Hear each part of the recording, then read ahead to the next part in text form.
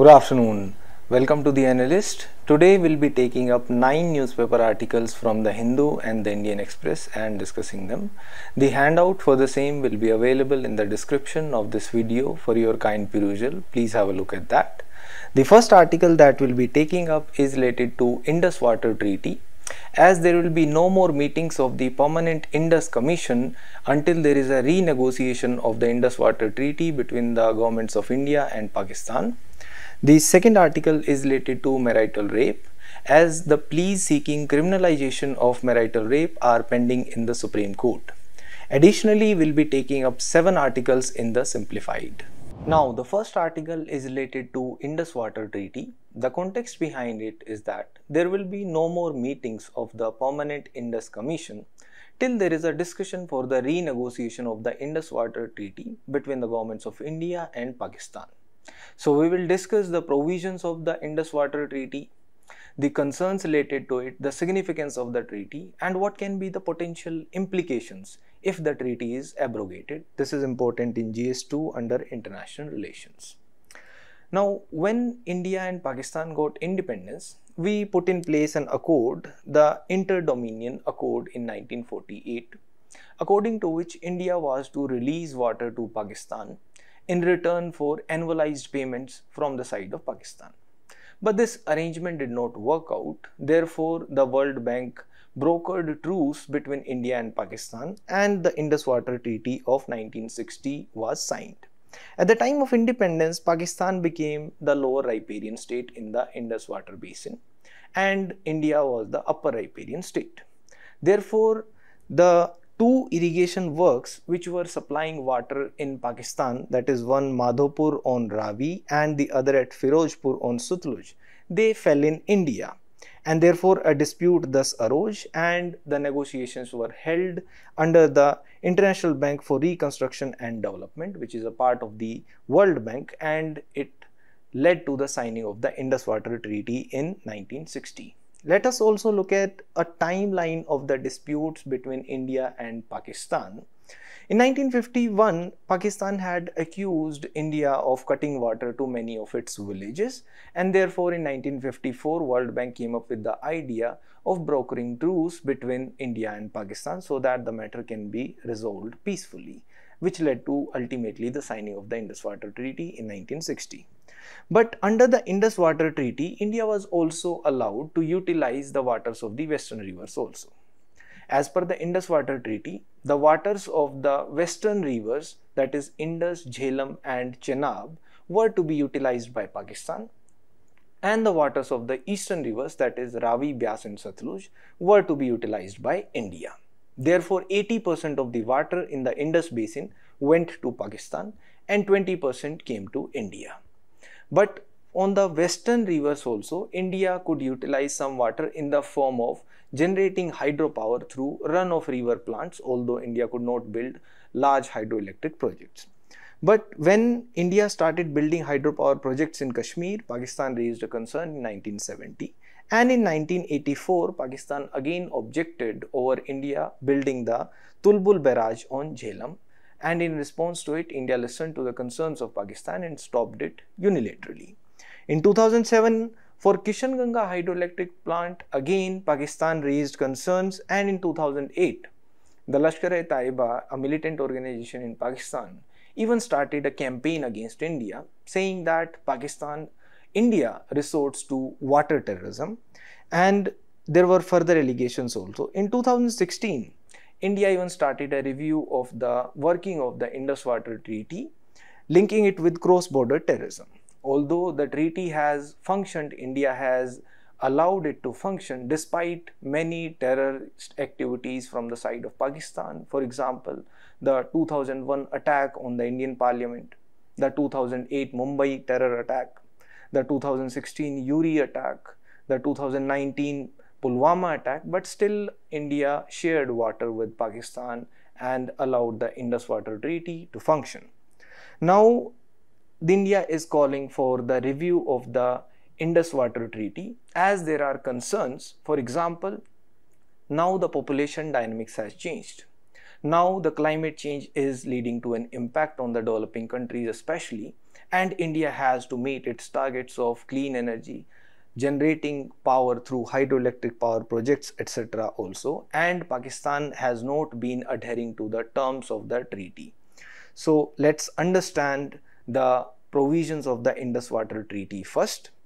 As per the Indus Water Treaty, Pakistan gets 80% of the water in the 6-river Indus basin. That is, Pakistan has access to the waters of Indus, Jhelum and Chenab, whereas India has access to the waters of Ravi, Beas and Satluj. And it is one of the only pacts in the world which compel the upper riparian state to ensure that the interests of the lower riparian states are not violated.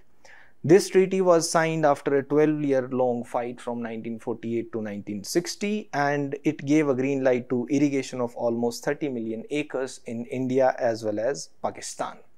Now, what does the treaty say? It says that the western rivers water can be utilized by India also in the form of limited irrigation, and India can use that water in the form of non-consumptive use. Now, what is non-consumptive use? It means India can utilize it for generating hydropower. Although India can build the run-of-river electric projects, but India cannot build large storage dams, or it can be used for navigation purposes, that is for shipping, etc. And the storage level which is permitted, that is the waters of the western rivers which can be stored, it is limited up to 3.75 million acre feet. It can't be stored beyond that. Also, the treaty puts in place a dispute resolution mechanism. Now, what is this dispute resolution mechanism? According to this, there will be 3 steps for the dispute resolution, and they have to be followed sequentially. If a dispute arises, first it will be referred to a permanent commission. There is a permanent Indus commission. If there is a dispute between India and Pakistan regarding the water sharing of Indus, it will be referred to the permanent commission.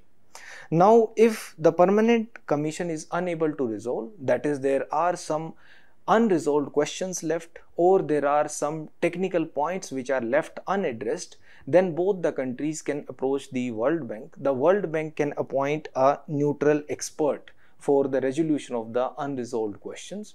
If the matter does not get settled through this also, then the third step is the court of arbitration.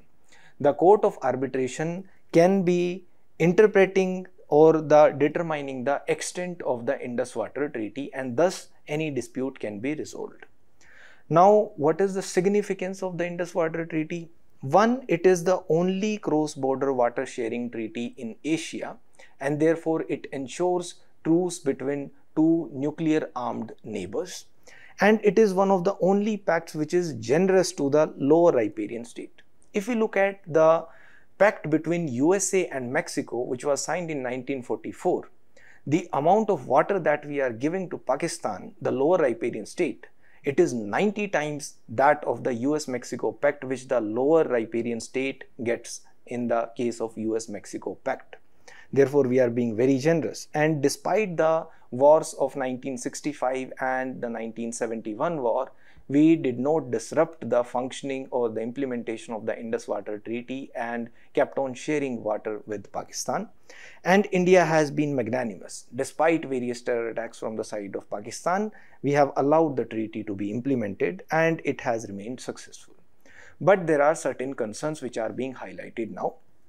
One, the treaty is too generous for the lower riparian state, that is, Pakistan gets 80% of the share of the water, and it prevents storage. Although certain exceptional circumstances allow India to store water, but Pakistan raises technical points to disrupt such activities by India. For example, it tried to refer the matter directly to the Court of Arbitration in the case of Kishanganga hydroelectric project. Although there is a 3-step dispute resolution process prescribed under the Indus Water Treaty, but in the case of Kishanganga and Ratle, Pakistan disrupted that process and did not adhere to the norms. As per NASA, the Indus Basin is world's 2nd most overstressed aquifer. Therefore, it is facing the impact of climate change also, and which changes the needs of the populations in India, and therefore India requires more water. Plus it is causing economic loss to Jammu and Kashmir. As per a committee set up by the Jammu and Kashmir government, the state of Jammu and Kashmir used to face millions of revenue loss every year due to the Indus Water Treaty, and now the Jammu Kashmir region faces it. There are accusations of water terrorism also from the side of Pakistan, which is not true, and India has allowed the treaty to be implemented. Not only in terms of the Indus Water Treaty, there are concerns around the borders for India. For example, India and China also share waters of Brahmaputra. The Beijing and New Delhi inked a memorandum of understanding in 2002. For that, China will be providing India with hydrological information, that is information regarding water level, discharge and rainfall about Brahmaputra during the monsoon region. This MOU was revised for 5 years every time in 2008, 2013 and 2018. Now it has expired in 2023 but has not been renewed yet. Likewise, with Bangladesh, we have the Ganges Water Sharing Treaty in place. As per this treaty, this was to be valid for 30 years and it will be ending in 2026. A joint technical committee has already been constituted for the renewal of the treaty. We have also proposed signing of a Teesta water sharing agreement with Bangladesh. Now it was proposed to be signed in 2011, but it was indefinitely postponed due to protests in West Bengal government, and the negotiations remained stalled. Likewise, with Nepal, we have the Mahakali Treaty for the integrated development of the Mahakali River, which included Sarda Barrage, Tanakpur Barrage and the Pancheshwar Dam project, which was signed between India and Nepal. Coming back to the Indus Water Treaty, now what are the concerns if India terminates the Indus Water Treaty? One, it will lead to geopolitical tensions. We live in a nuclearized neighborhood. Both India and Pakistan are nuclear capable, and if the Indus Water Treaty is abrogated, it might lead to escalation of tensions and it might affect the regional stability also. It might reduce the cooperation in water sharing in the Asian region, and India's stature may be affected. India is seen as a responsible global power, and if India revokes the treaty, there might be questions on India, and it may serve as a setback for the future negotiations. Because the water sharing agreement with Bangladesh in terms of the Teesta water are yet to be signed, and if India revokes Indus Water Treaty, there might be concerns with other countries also. What can be the way forward? One, India can use the climate change as the change in circumstances, because the exceptional circumstances allow for the change in the terms of the treaty. It can be applied for the Indus Water Treaty also, for the renegotiation of the Indus Water Treaty. Also, it can use its soft power, the goodwill it has, because despite several terrorist attacks, India did not invoke the Vienna Convention on the Law of Treaties to withdraw from the Indus Water Treaty.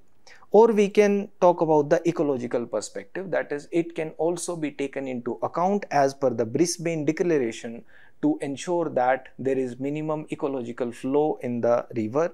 We can use the water data. It should be shared scientifically and continuously between both India and Pakistan, so that both sides cannot blame the other for vagueness or opacity. Plus, we should try to utilize our allocated water share. We are not even utilizing 100% of the water which is allocated to India under the Indus Water Treaty. How we can do that? We can improve the carrying capacity of the canals that we have. We can build more canal systems in Punjab and Rajasthan to divert the waters of the eastern rivers, that is Ravi, Byas and Satluj, to utilize it in the states of Punjab and Rajasthan. We can ensure the desilting of the canals to improve their carrying capacity, and we can build more run-of-the-river hydroelectric projects, that is small hydroelectric projects which are allowed under the terms of the existing Indus Water Treaty also on the western rivers. Or we can promote adherence to the 2004 Berlin Rules on Water Resources, which promotes the usage of water sustainably and ecologically. There is a mains practice question also. Discuss the concerns surrounding the Indus Water Treaty of 1960 in the context of the current geopolitical dynamics. Evaluate its significance for India and Pakistan and examine the implications of a potential renegotiation. Please try to write it.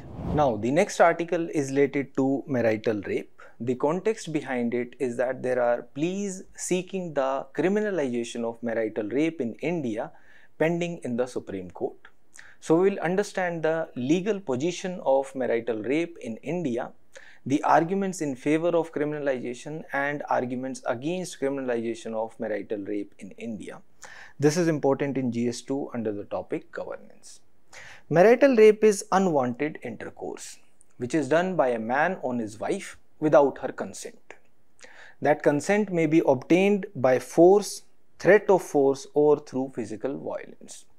The Karnataka High Court had even observed that a woman is a woman whether married or unmarried, and a rape is a rape. Whether it is done with a married woman or an unmarried woman, it remains an act of violence. But in India, it is not treated as a crime because there is an exception to the crime of rape under section 375 of IPC, the exception 2. Now that exception has been borrowed in the Bharatiya Nyaya Sanhita also. Under section 63, the same exception has been brought forward. What does it say? It says that the sexual intercourse between a man and his wife, even if done by force without consent, will not amount to a crime if the wife is more than 18 years old. Therefore, this provision is providing a legal sanction to non-consensual sex. The marital rape, although has been covered under the definition of domestic violence, under the Act Protection of Women from Domestic Violence Act 2005. But this is a civil law and it provides civil remedies. It is not a criminal law. The remedies may be judicial separation, monetary compensation, etc. but it is not treated as a crime. As per the National Family Health Survey 4 conducted in 2015-16, 5.6% of women have been victims of sexual violence at the hands of their husbands. That is, they have been subjected to marital rape. As per the International Center for Research on Women in India, in 2011 it was observed that 20% of Indian men have resorted to sexual violence at least once in their lives. Now, what is the situation of the legality of marital rape across the world? Marital rape is illegal in most states in the US, 3 states in Australia, in New Zealand, Canada, Israel, France, Sweden, Denmark, Norway, Russia, and Poland. Rape in marriage was criminalized as recently as 1982 in Scotland and 1991 in England. Before these dates, a woman had no legal protection from rape by her husband, even in England also. In the US, marital rape became a separate offense since the 1970s, with many states adding it in the early 1990s, broadly defining it as any unwanted intercourse or penetration obtained by force, threat of force, or when the wife is unable to provide consent. And prosecution is also infrequent even in USA. Now, what has been the observation of the courts in India for the marital rape? In Nimesh Bhai Bharat Bhai Desai versus State of Gujarat, the Gujarat High Court had observed that making marital rape an offense will remove the destructive attitudes that promote the marital rape. That is, it was encouraging the government to make marital rape as a crime. And the non-recognition of marital rape as a crime makes the husband liable only for outraging her modesty or for unnatural sex, but otherwise the husband goes unpenalized even for the violent act of rape. In Independent Thought versus Union of India, the Supreme Court made a positive change. The Supreme Court criminalized the sexual intercourse with a minor wife. That is, if the wife is aged between 15 and 18 years, even then it will be treated as an offense of rape. But when it came to the broader question of criminalizing marital rape, that is the rape with an adult wife, then the Supreme Court refused to delve into the question of marital rape of adult women. So what is the recourse for marital rape in India as per law? If the wife is a minor, that is the wife is under 18 years of age, then the husband will be liable to 20 years to life imprisonment plus fine. If the couple is separated, that is if there is judicial separation between husband and wife, then also it will be treated as an offense. If the wife is living separately, then again the husband shall be liable for punishment from 2 to 7 years. Otherwise, if the wife is also an adult and both are living under the same roof, then he can be prosecuted only under the Domestic Violence Act, which covers sexual abuse. Now, what are the arguments in favor of criminalization of marital rape in India? One, the marital rape violates the dignity of the woman. It violates the bodily integrity of the woman, and hence it is violating her right to life and personal liberty under Article 21 also of the Constitution. Likewise, it violates the right to equality. That is, it differentiates between married women and unmarried women. Both are subjected to violence, but the married woman does not get justice. Likewise, imagine a situation where a married woman is gang raped and the husband is one of the perpetrators. Then the husband will go unpunished, but the other accused will be punished. There also the right to equality is violated, that if the persons have committed the same crime, they should also be given the same punishment. Likewise, the gender justice also requires the criminalization of marital rape. In a civilized society, the acts of violence cannot go unpunished, and it is a sign of the patriarchal mindset. We can't treat women as a property of their husbands. And the civil remedies which are provided under the Indian law, that is the protection orders, judicial separation or monetary compensation, etc., which are available under Domestic Violence Act also, they are not deterring men from engaging in such violent acts. They are not creating enough deterrence. And the marital rape also leaves a psychological impact on women. As per a study, the women who have been subjected to marital rape are twice as likely to go into depression. Now, there are arguments against the criminalization of marital rape also. One of them is that the institution of marriage in India is to be treated as sacrosanct. That is, it has to be upheld at all costs, and therefore the sex which happens during marriage, it is treated as procreation for sex. And there can be a threat to women's life also. If the marital rape is criminalized, there might be further threats and atrocities committed on the woman. In turn, there can be false cases also which may be filed for marital rape. The women who are seeking vengeance from their husbands, they might file false cases against their husbands and implicate them. Or these crimes, the marital rape, etc., they are committed in a space which is usually a private space, and there are usually no eyewitnesses, and therefore they are difficult to prove. Now, there is a mains practice question also. Marital rape remains a contentious issue in India, sparking debates on its criminalization. Discuss the arguments for and against the criminalization of marital rape considering legal, social and cultural perspectives. Please try to write it. Now, the next article is related to Chandrayaan-4. This is important because the government has given note to the expansion of the Chandrayaan-4 mission and for the Venus mission also. So, we will be discussing both. This is important in GS3 under the topic Science and Technology. So, before coming to the newspaper article, let's discuss briefly about the Chandrayaan-4 mission. Chandrayaan-4 mission will be bringing back the lunar soil samples to Earth, and for that this will be using 5 modules including an ascender module. This will be ensuring a liftoff from the lunar surface and it will reach the orbit to dock with the transfer module. There will be a descender module also. This descender module will be performing the landing upon the moon. And there will be a propulsion module as well. This will perform the earthbound orbit raising burns and lunar orbit insertion burn. The re-entry module will ensure that the mission reaches safely and lands with the lunar samples on Earth. There will be a transfer module which carries the lunar samples from the moon back to the Earth orbit. This Chandrayaan-4 will be bringing back samples of moon rock, and it will be conducting a precision landing on the rim of a crater at a 90-degree angle. The exploration area which the rover will be covering will be about 1 kilometer by 1 kilometer.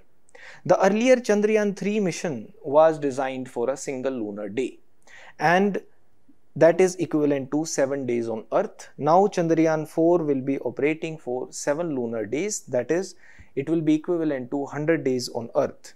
The re-entry and transfer modules will be orbiting the moon, while the lander and ascender modules will be descending, and the ascender module will collect the sample. Additionally, the government has also approved the Venus mission. Venus planet is often visible to the naked eye in the morning and evening sky, and it has often been called the twin of Earth because the size of Venus is similar to Earth, but the space probes have discovered that the environment on Venus is quite hostile. It has a thick atmosphere, it has about 96% carbon dioxide and 3% of nitrogen plus trace gases, and the core of the Venus is still not known if the core is solid or not. Unlike Earth, the Venus's weak magnetic field is not produced by a dynamo in the core. Now coming back to the news, the Cabinet has approved 4 projects including Chandrayaan-4, the first mission to the planet Venus, the Bharatiya Antariksh Station, that is India plans to have its own space station in place, which has now been made part of the Gaganyaan program. Gaganyaan is the human space flight program. The clearance to the development of a reusable rocket has also been given. The rocket is called Next Generation Launch Vehicle or NGLV. The Vision 2047 of the government envisages a fully functional space station, that is a Bharatiya Antariksh station of its own, and by 2035, and will be targeting landing humans on moon by 2040. ISRO is also aiming for a March 2028 launch of the Venus mission. This will be India's first mission to Venus and second mission to a planetary body following the Mars orbiter mission. The Venus mission will be studying the surface of the planet, its dust and the cloud volcanism, atmosphere and ionosphere, and its interaction with the sun. Now, what is the importance of these missions? One, it shows a shift in the strategy of ISRO and India in general, because India, when it started its space program, the developed nations derided India and ridiculed us, saying that we are the wannabes, we are the pretenders who want to be treated as the big boys. And ISRO itself also focused on the utilitarian objectives. For example, we focused initially on telemedicine, teleeducation, remote sensing, telecommunication, etc. And now look at where we have come. We are exploring space, we are exploring planetary bodies. They were never in the picture initially. So it shows that India has taken big steps in this direction. Plus, India is now treated as one of the major spacefaring nations. We are behind no one now. Not only that, India is now contributing to the global knowledge pool also. And when we are valuable contributors, the other countries will also be sharing information, scientific data, as well as the knowledge with us, which will help us in launching future missions. Now, with the ability to make a soft landing on a planetary body, we'll be able to explore other bodies also. This ability was also proved through the Chandrayaan-3 mission. Now we have other missions lined up, including Gaganyaan, that is the sending of humans in the space for exploration. Therefore, this will be even more important, and the strategic, economic and military dimensions of the mission are even more significant. Now, coming to the next article, it is related to protectionism by USA. This is important in GS2 under the topic Effect of Policies and Politics of Developing and Developed Countries on India's Interests. The ex-president of USA Trump remarked that India is an abuser of the trade between India and USA, and India imposes high tariffs on the imports from USA and made adverse remarks, and it shows signs of the redux of US protectionism. Now, first let's understand what is protectionism. Protectionism is when a country tries to save its domestic industries by imposing tariffs on imports, or it tries to give subsidies to the domestic production of the goods so that they are cheaper and they can be exported easily, or the export subsidies are given. For example, when the government is subsidizing the local industries, the producers can produce the goods and services at a lower price, or the government can impose quotas on the imported goods. That is, no matter how low a foreign country sets the price through subsidies, it can't ship more goods. The total number of goods are capped, or there is a deliberate attempt by a country to lower its currency value. In that case, it would make its exports cheaper and more competitive. Now, what do these actions lead to? What is the impact of the protectionism on the global trade? One, the protectionism can lead to increased trade tensions between countries. It will lead to trade wars. For example, what can be seen in tariffs and counter tariffs between USA and China. The protectionism can harm developing countries especially because their industries are in nascent stages and cannot enjoy economies of scale and other benefits. The protectionism can lead to higher prices for consumers also, because the country trying to protect its domestic industries curbs the imports of the cheap foreign products. Ultimately, the interests of the consumers are harmed, and the protectionism can also create inefficiencies in the economy, because in a closed economy, in an economy where imports are curbed, the domestic industries, even if they are inefficient, keep on producing, and the consumers have no other option except to buy from them. Now, coming back to the article, Trump has referred to India as a very big abuser of the US-India trade relations, and he has called for imposition of higher tariffs on the import of Indian goods into USA, and he has said that they would introduce 100% tariffs on countries attempting to move away from using the US dollar for international trade, as they want the US dollar, their currency, to be used for international trade. USA is India's largest trading partner. We have a bilateral trade of about $120 billion in fiscal year 24, and it is marginally higher than that of China. But India's trade with USA is more balanced, unlike with China. Rather, it is favoring India because the exports from India into USA are more than the exports from USA into India. Therefore, this trade with USA is a key earner of the forex exchange for India. And India runs a goods trade deficit with 9 of its top 10 trading partners, with USA being the only major economy with which India exports more than it imports. But there are certain vulnerabilities if USA imposes tariffs. One, despite its efforts to diversify its exports, India's dependence upon the US has increased over the past decade. As per the official data of 22-23, the USA accounts for 18% of India's total exports compared to only 10% in 2010. And India's export basket to USA is well diversified, and it benefits a wide range of industries, not only a few items. And those industries include the labor intensive industries also, including textile, to capital intensive industries including electronics and engineering sectors. In August 2024, the official data shows that India exported goods worth $6.5 billion to USA, a figure which is higher than the next three combined, the next three destinations, UAE, Netherlands and UK. Therefore, India's reliance on the Western markets is particularly high, and therefore India is particularly vulnerable to the external shocks if USA imposes tariffs. Now, the USA elections, their outcome will be significant in this manner, as India is the 8th largest importer to USA. It could also face repercussions. Although the China's share of the US imports peaked in 2018 and after that it has declined as the supply chains have diversified, but the shares of other countries, particularly Mexico and Vietnam, have risen. Now these are signs that the US protectionism is again on the rise, because even under the current President Joe Biden, citing unfair trade practices, USA had increased tariffs on the Chinese EVs from 25% to 100% in 2024, and even the tariff rates on certain steel and aluminum products was also increased from 0 to 7.5% to 25% in 2024.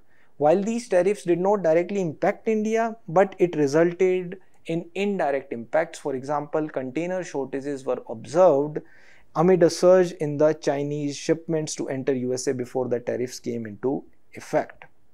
Therefore, these trade ties have to be put back on track, and the protectionist measures which are being proposed by USA, they should not be put in place. Now, the next article is related to the extradition of Sheikh Hasina. This is important in GS2 under the topic Effect of Policies and Politics of Developed and Developing Countries in India's Interests. Now, the ICT, the International Crimes Tribunal, was established in 2010 by Ms. Hasina to investigate crimes committed during the 1971 independence war from Pakistan. This was established under the ICT Act of 1973, and under this act the Bangladeshi courts can proceed with criminal trials even in the absence of Ms. Hasina. But if the criminal trial of Ms. Hasina is conducted in her absence, there will be concerns regarding the fairness, impartiality, and the adherence to the due process while complicating the enforcement of judicial orders. Now, what about extradition? In 2013, India and Bangladesh had signed an extradition treaty. Now, this was to address insurgency and terrorism along the shared borders, because the terrorists, they cross the porous borders of India and Bangladesh, and to ensure that the criminal activities that they did in one country, they could be prosecuted if they can be extradited from the second country, which can't be used as a safe haven by them. Now, this facilitated the transfer of several political prisoners. There are two instances that this article mentions. One involves the convicts involved in the assassination of Ms. Hasina's father, Sheikh Mujibur Rahman, and the second was India successfully securing the extradition of Anup Chetia, who was the General Secretary of the banned organization ULFA, who had spent 18 years in prison in Dhaka. So, this treaty mandates the extradition of individuals charged with or convicted of crimes that warrant a minimum sentence of 1 year's imprisonment.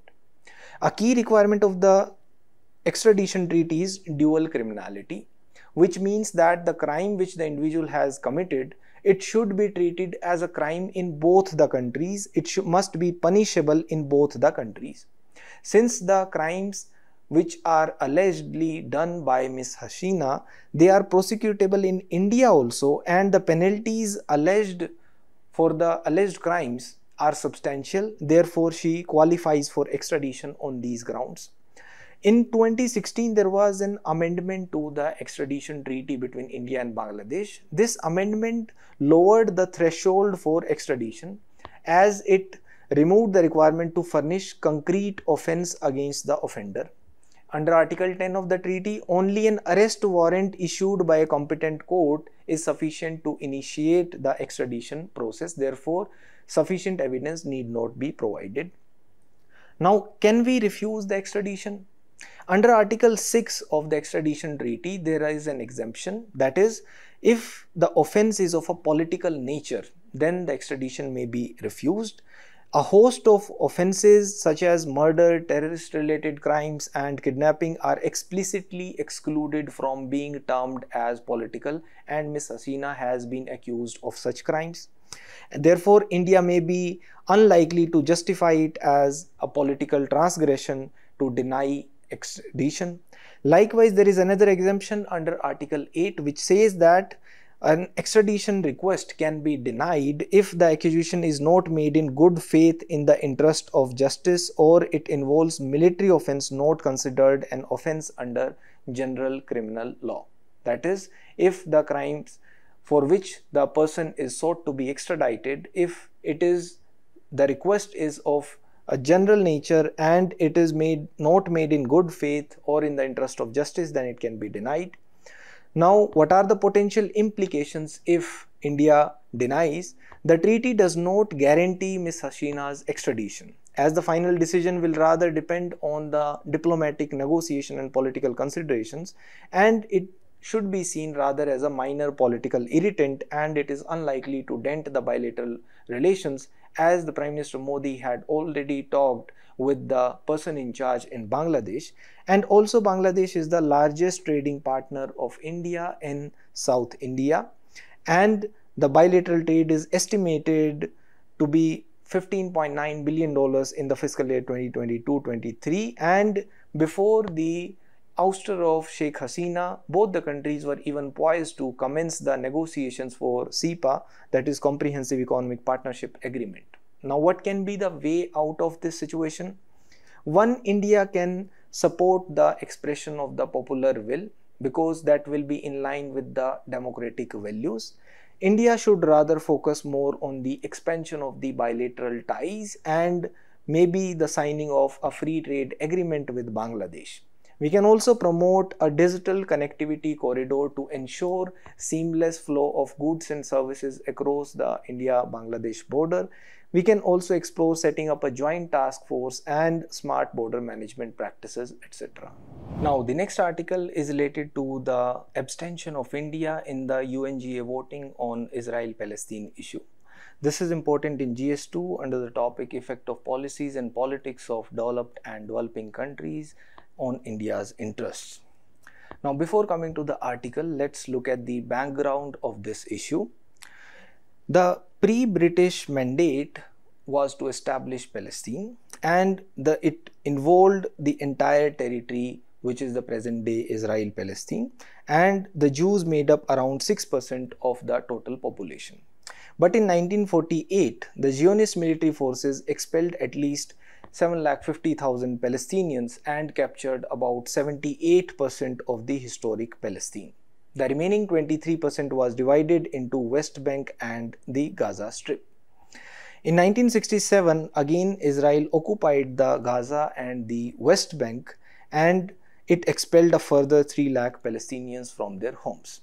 Subsequently, due to protests, the Oslo Accords were set up in 1994, and the Oslo Accords divided the West Bank region into areas A, B and C, which were under the controls of the Palestinians, the Israelis and the joint control, etc. Now, what is the present day situation? In Gaza, there are about 2 million Palestinians. In the West Jerusalem, there are about 350,000 Israelis. In the East Jerusalem, there are settlers, that is about 2 lakh Israeli settlers, and in the West Bank, there are about 5 lakh Israeli settlers, and the number of Palestinians have been coming down. Now, coming back to the article, this resolution by the UN General Assembly was adopted by the 193-member Assembly. It calls for Israel to bring to an end its unlawful occupation, the unlawful occupation of the Palestinian territory without any delay within the next 12 months. The name of the resolution itself suggests occupation on part of Israel. It is named as Advisory Opinion of the International Court of Justice on the legal consequences arising from Israel's policies and practices in the occupied Palestinian territory. And the resolution even terms the act as a wrongful act of a continuing character, entailing its international responsibility, that is, Israel has international responsibility for it. The resolution also deplored the activities of Israel, and it called out the total disregard and the breaches by Israel of its obligations under the Charter of UN, international law and the irrelevant UN sanctions. It also has stressed that such breaches seriously threaten the regional and international peace and security. Therefore, it has been called that Israel must bear all the legal consequences of its internationally wrongful acts, including by making reparations. That is, there are demands for reparations to be made by Israel for injury, including any damage caused by such acts. Now, the next article is related to fast track courts. This is important in paper 2 under the topic Judiciary. The fast track courts now are being implemented as part of a centrally sponsored scheme. It is to provide stringent punishment to culprits and immediate relief to the victims so as to reduce the delays in justice, to reduce the delays in the criminal justice system. Now each fast track court comprises of 1 judicial member and 7 staff members. Out of the 31 eligible states and UTs, 28 have already joined this centrally sponsored scheme, and this scheme also has an online monitoring framework to ensure that it is being implemented. Coming back to the article, it is to ensure that the backlog of the cases in the courts, particularly in the criminal courts, they are cleared as soon as possible, ensuring timely delivery of justice, and these courts were designed to deal especially with the heinous crimes. But they have been plagued by certain limitations, which include the limitations of resources, infrastructure, personnel, insufficient investigations, and insufficient staff at the judiciary. There was a brief uptick in the number of functional fast-track courts in India. If we look at the chart 2 here, there was an increase in the number of fast-track courts from 2018 to 2020. This was a response to the public outcry over the delays in the trials in high-profile cases, including the Nirbhaya gang rape case. But after that, again, there has been a decline. In 2020, there were 900 fast-track courts operational. In 2023, there were less than 850 fast-track courts which were operational.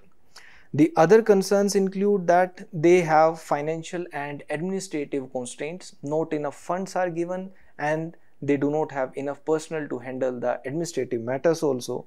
Plus, the responsibility of running the fast-track courts, it rests with the states, obviously with the consent of the respective high courts.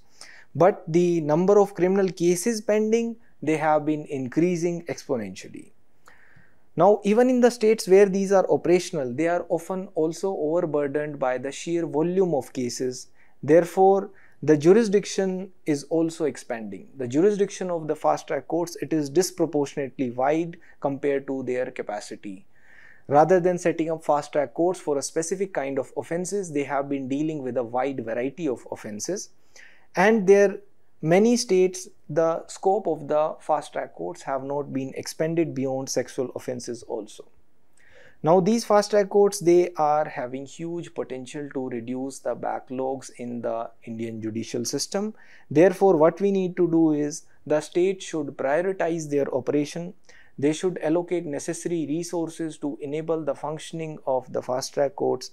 The sophisticated methods of investigation, cutting-edge forensic services, etc. will ensure speedier trials and justice to the victims. Therefore, we can also exploring leveraging technology, not only in investigations but also in the court functioning. For example, digital case management systems, e-filing, video conferencing, etc. They will eliminate the procedural delays in the criminal justice system. Now, the next article is related to Madrasas. This is important in GS paper 2 under the topic Education and issues arising out of the implementation of these policies. Now, before coming on to the article, let's discuss the recommendations of the Sachar Committee. Sachar Committee was regarding the status of the minorities in India. What did it say regarding the madrasas? It observed that only about 3% of the Muslim children of school going age go to madrasas. Remaining others go to the other schools established by the state governments or the private schools. It also differentiated between madrasas and maktabs. Maktabs are like neighborhood schools. They are often attached to mosques and they are providing religious education to children who attend other schools to get their mainstream education. The committee also observed that both madrasas and maktabs put together, the Muslim children attending both of them are about 6.3% only. The Sachar Committee also said that the government should provide scholarships to the Muslim students to ensure that they do not drop out. They do not drop out from the schools to get their mainstream education. Now, coming back to the article, the PCR, the National Commission for Protection of Child Rights, has contended in the Supreme Court that the education imparted in madrasas is not comprehensive. Therefore, it is against the right to education. Also, it observed that the education imparted in these institutions, the textbooks, they teach about the supremacy of Islam, and it is not comprehensive. The Allahabad High Court had also declared the UP Board of Madrasa Education Act 2004 as unconstitutional, as it violated the principles of secularism and the rights guaranteed under Article 14. That is, the Article 14 provides for the right to equality, and secularism provides that the state shall not differentiate between religions. The UP government has also submitted that state has sufficient powers to impart such education under the constitution. Now let's look at the historical background also. From 10th century onwards, the madrasas became the institutions of religious and secular learning in the Islamic world. The earliest evidence of madrasas come from the Khorasan and Transoxania. They denote the modern day northeastern Iran, Afghanistan and Central Asian region. The largest number of madrasas are today in Uttar Pradesh. The madrasas are of two types, the recognized ones and unrecognized ones. The unrecognized madrasas are following the curriculum which are prescribed by the bigger seminaries like Darul Ulum, Nadwatul Ulama in Lucknow, and the recognized madrasas, they come under the state boards for madrasa education. The 60% of the country's madrasas are in Uttar Pradesh. Now there are two categories of madrasas otherwise also, that is Madrasa Darse-Nizami, which are run as public charities and are not bound to follow the school education curriculum of the state. The other category is Madrasa Darse-Aliya, which are affiliated to the state's madrasa education boards. The teachers and the officials there are at the recognized madrasas are appointed by the state governments, and the education curriculum is similar. The pattern is similar, that is the madrasa students study to be a Maulvi, that is equivalent to class 10, Alim equivalent to class 12, Kamil equivalent to bachelor's degree, and Fazil equivalent to master's degree. And the curriculum is also similar to the NCERT curriculum in most madrasa boards across the country, and there is usually an optional paper which can be either Sanskrit or the Niyat, which is teaching of Quran and other religious teachings. There has been a central government scheme also, that is the scheme for providing education to madrasas and minorities, for which the financial assistance is also given by the government. Now the next article is related to mini moon. This is important in GS2 under the topic Science and Technology. Now the Earth's gravitational field will temporarily capture a small asteroid known as 2024 PT5. This will be revolving around Earth for 2 months before flying back into space. This is a rare phenomenon. In most cases, whenever the asteroids are coming near Earth, either they miss the planet altogether or they end up burning upon entering into the atmosphere of Earth. What are mini moons? Mini moons are asteroids that fail to escape the Earth's gravity and they end up orbiting the planet for some time. They are usually very small and hard to detect. And sometimes even the space debris is mistaken to be a mini moon. Now what is this 2024 PT5? It has been discovered with the help of the NASA funded Asteroid Terrestrial Impact Last Alert System, that is ATLAS. It is just 33 feet long and it is too small to be visible to the naked eye. It has come from the Arjuna asteroid belt. That is a secondary asteroid belt made up of space rocks that follow the orbit very similar to the Earth at an averaging distance to the Sun of about 150 million kilometers. This could possibly be a piece of ejecta from the moon. That is, it can be a piece of moon itself, and it won't be completing a single orbit also around Earth. It will be doing only a horseshoe shaped orbit. That is, one full revolution around the Earth won't be completed. Within 2 months, it will be flying off back into space. Now, why is this significant? These observations are significant as they will help us in expanding the knowledge of the asteroids that pass close to Earth and sometimes that collide with it. They will also contain valuable minerals and water which we hope to extract one day and use for purposes such as rocket fuel. Thank you.